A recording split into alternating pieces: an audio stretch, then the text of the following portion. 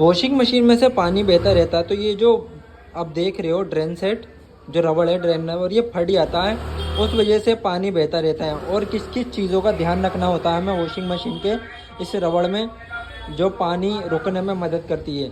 जैसे ये वाला एरिया देख रहे हो, ये पोर्शन कहीं से कटा हुआ ना हो और ना घिसा हुआ हो, ठीक है। और ये रबड़ मुलायम हो ऐसे, ठीक है दोस्तों, ये देखना है। और कहीं से कटा पटा ना हो, तो आपकी प्रॉब्लम सॉल्व हो जाएगी। अगर ये इस कंडीशन में रहेगा तो उसके अंदर सिक्का वगैरह होगा, इस वजह से भी आती है ये प्रॉब्लम।